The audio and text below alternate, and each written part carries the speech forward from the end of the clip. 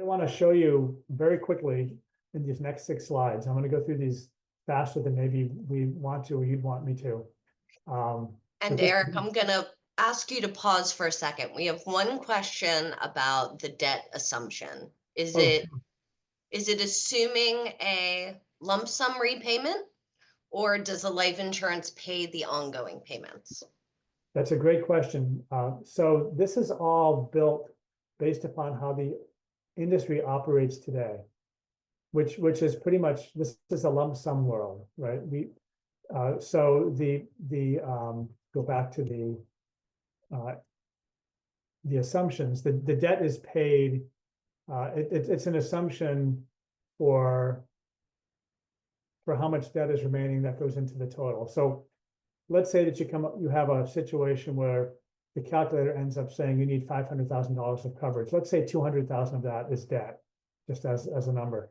So by the time that person dies, assuming they die, prematurely, that debt is likely going to be some other number. It's very unlikely it's going to still be $200,000.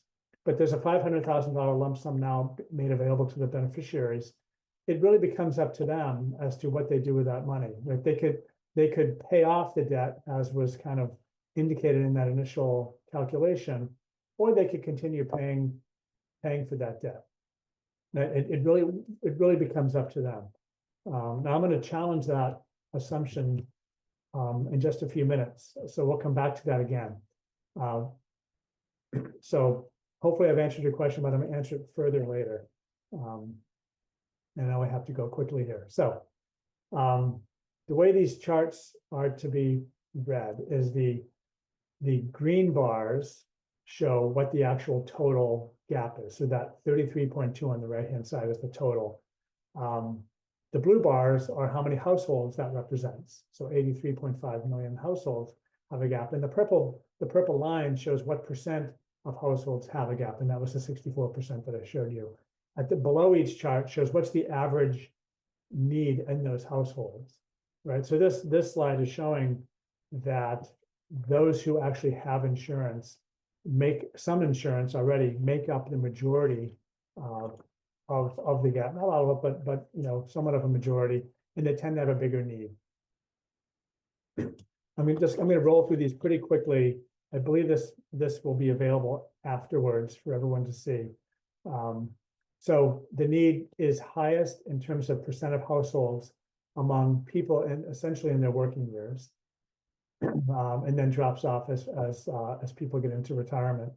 The total gap is and the number of households is highest among those kind of in their core working years, millennials and Gen X, and kind of 4 years of family formation, debt, et cetera. This is a variable they have within the survey of consumer finances that I like a lot. It's called life cycle. So it kind of combines a whole bunch of factors that define whether someone needs life insurance, as it turns out, right? Age, marital or partnership status, and having children. And so you can see it's highest among those that are youngest, that are married or partnered and have children, that middle kind of larger bar, which is 82% at the top. So this is kind of a nice way that combines things. But when you see very high percentages like 92%, 89%, 82% of households needing more life insurance, that's where I think the industry needs to focus, rather than just where the biggest dollars amount are.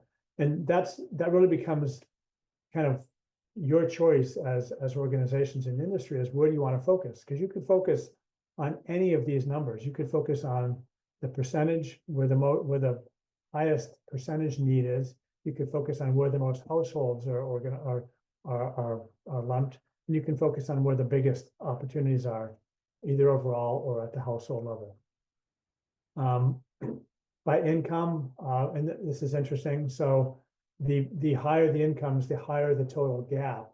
But the lower the income, the more likely they need more coverage and the more households there are. And then by race or ethnicity, we find that certainly the biggest opportunity dollar-wise is with white non-Hispanic households. But in terms of need, it's higher across every non-white ethnicity that we're looking at here, whether we're talking Black or African American, Hispanic, or Asian. And then finally, within the whirlwind of showing you some gap slides, and there's not great information in the Survey of Consumer Finances about whether people have actively have a financial advisor, but there's enough data to show that they have access to or work with someone to help them with their savings and investments, not specifically life insurance. But even here, we see very significant differences that those who do have access are less likely to have a need than those who do, because they probably don't have access to someone who can help them deal with that.